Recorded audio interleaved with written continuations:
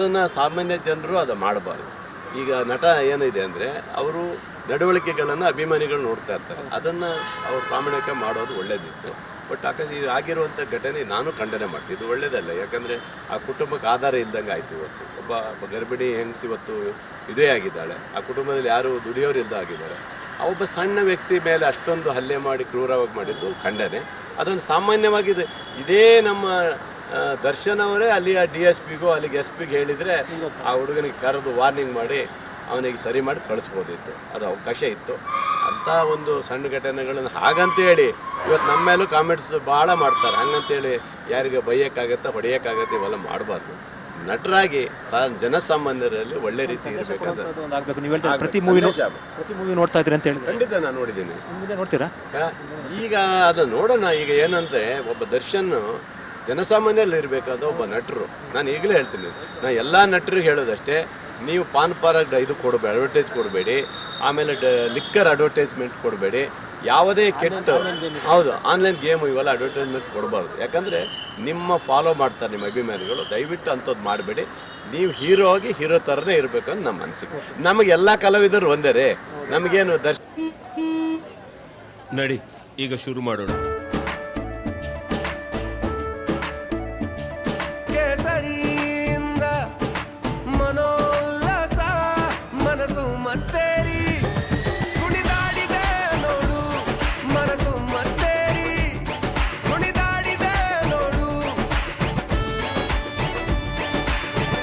ಕ್ಷಣ ಕ್ಷಣವೂ ಆಚರಿಸಿ ಕೇಸರಿ ಹಬ್ಬ.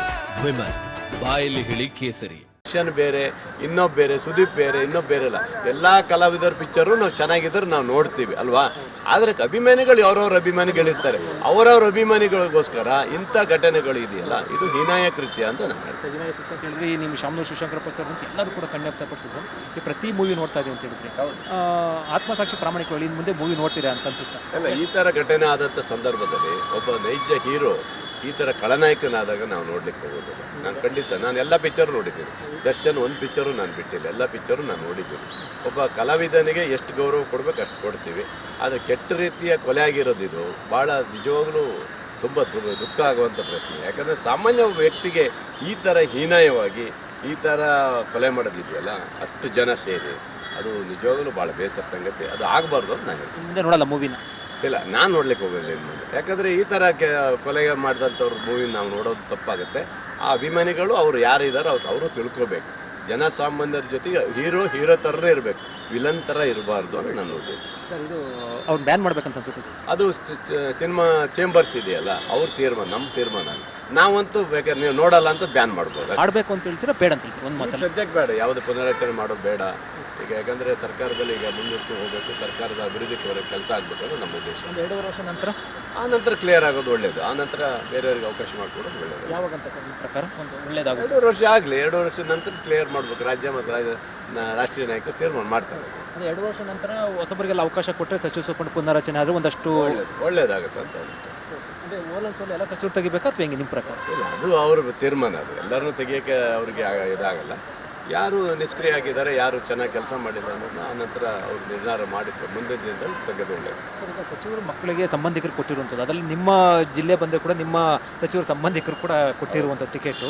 ಇಷ್ಟು ಜನ ಸಚಿವರಲ್ಲಿ ಹಿನ್ನಡೆ ಆಗಿರುವಂಥ ಹಿನ್ನೆಲೆಯಲ್ಲಿ ಏನು ಮೆಸೇಜ್ ಆಗುತ್ತೆ? ನೀವು ಪ್ರಾಮಾಣಿಕವಾಗಿ ಆತ್ಮಸಾಕ್ಷಿಗೆ ಏನು ಅಂತ ಹೇಳ್ತೀರಾ? ಏನಾಗಿದೆ ನೋಡಿ, ಯಾವತ್ತೂ ಅಷ್ಟೇ. ಇವತ್ತು ನಮ್ಮ ಮಕ್ಕಳಿಗೆ ಕೊಡಿ ಅನ್ನೋದು ಸಹಜವಾಗಿ ಕೇಳ್ತಾರೆ, ನಮ್ಮ ಮನೆ ಕುಟುಂಬದವ್ರಿಗೆ ಕೊಡಿ ಅಂತ ಕೇಳೋ ಸಹಜ ಇದೆ. ಬಟ್ ಗೀತಾ ಶಿವರಾಜ್ಕುಮಾರ್ ಅವರು ಏನಾಗಿದ್ದು, ಬಂಗಾರಪ್ಪನವ್ರ ಮಗಳಾಗಿದ್ದರು ಸಹ, ಅವರು ಇರೋವಂಥದ್ದು ಬೆಂಗಳೂರಲ್ಲಿ ಇದ್ದದ್ದು. ಅದರಿಂದ ನಮಗೆ ಆವತ್ತು ಆ ಕ್ಯಾಂಡಿಡೇಟ್ ತಂದಂಥ ಸಂದರ್ಭದಲ್ಲಿ ಜನರಿಗೆ ಸ್ವಲ್ಪ ಅಸಮಾಧಾನ ಆಗಿರ್ಬೋದು ಅನಿಸ್ತದೆ. ನಮಗೆ ಸ್ಥಳೀಯವಾಗಿ ಕೊಟ್ಟಿದ್ದರೆ ಯಾರು ಅನುಕೂಲ ಆಗ್ತಿತ್ತು ಅನಿಸ್ತದೆ. ಕುಮಾರ್ ಬಂಗಾರಪ್ಪ ಟೀಕೆ ಮಾಡಿದ್ದು ಗೊತ್ತಿದೆ ನಿಮಗೆ.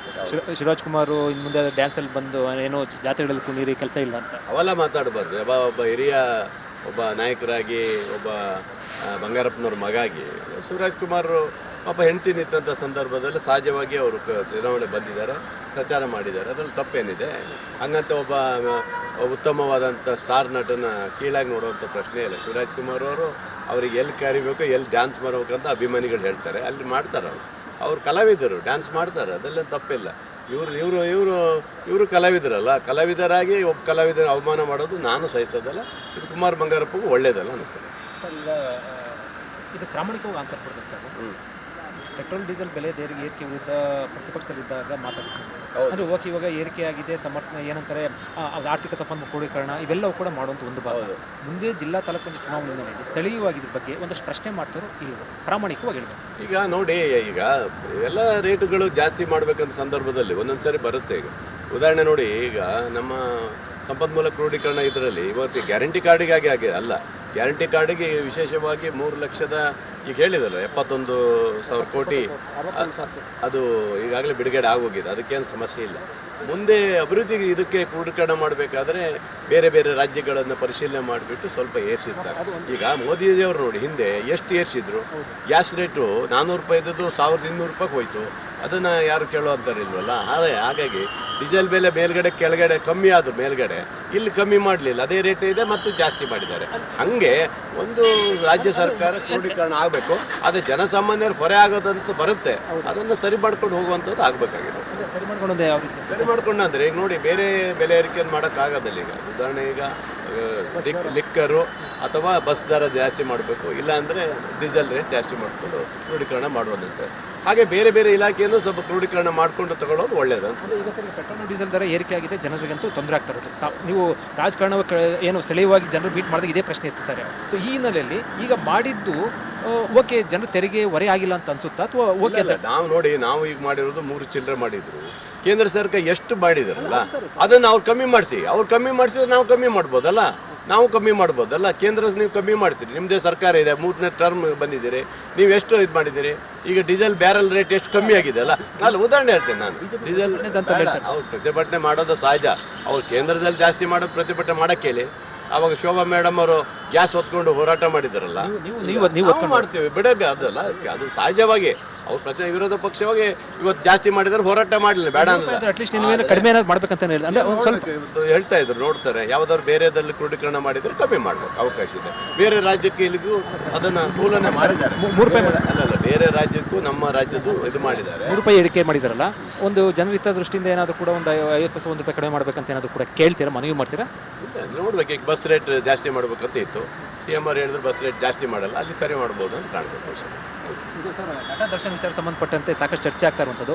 ಅವ್ರು ಬ್ಯಾನ್ ಮಾಡಬೇಕು ಅನ್ನೋ ಸಂಬಂಧಪಟ್ಟಂತೆ ಕೂಡ ಒಂದಷ್ಟು ಚರ್ಚೆಗಳು ಆರಂಭ ಆಗಿರೋದು. ಏನು ಹೇಳ್ತೀರಾ? ಅಲ್ಲ ನೋಡು, ಇದು ಒಬ್ಬ ನಟನಾಗಿ ಯಾರೇ ಒಬ್ಬ ಹೀರೋ ಆದರೂ ಸಹ ಜನಸಾಮಾನ್ಯರಾಗಿರುವಂಥ ಅವ್ರ ಬಗ್ಗೆ ಭಾಳ ಜನ ಅವರು ಅಭಿಮಾನಿಗಳಿದ್ದಾರೆ. ಇವತ್ತು ದರ್ಶನ್ ಫಿಲ್ಮ್ ನಾನು ನೋಡಿದ್ದೀನಿ, ದರ್ಶನ್ ಫಿಲ್ಮ್ ಒಂದು ಬಿಡಲ್ಲ, ನಾನು ನೋಡ್ತಾ ಇದ್ದೆ. ದರ್ಶನ್ ಎಲ್ಲ ಸಿನಿಮಾ ನಟರ ಸಿನಿಮಾನೂ ನಾನು ನೋಡ್ತೀನಿ. ಇವತ್ತು ಅವರು ಆ ಥರ ಒಂದು ಸಾಮಾನ್ಯ ವ್ಯಕ್ತಿ ಮೇಲೆ ಹಲ್ಲೆ ಮಾಡಿ ಸಾಯಿಸೋದಿದೆಯಲ್ಲ, ಇದು ತಪ್ಪಾಗುತ್ತೆ. ಒಬ್ಬ ನಟ ಏನು ಮಾಡ್ತಾರೆ ಅನ್ನೋದು ಅಭಿಮಾನಿಗಳು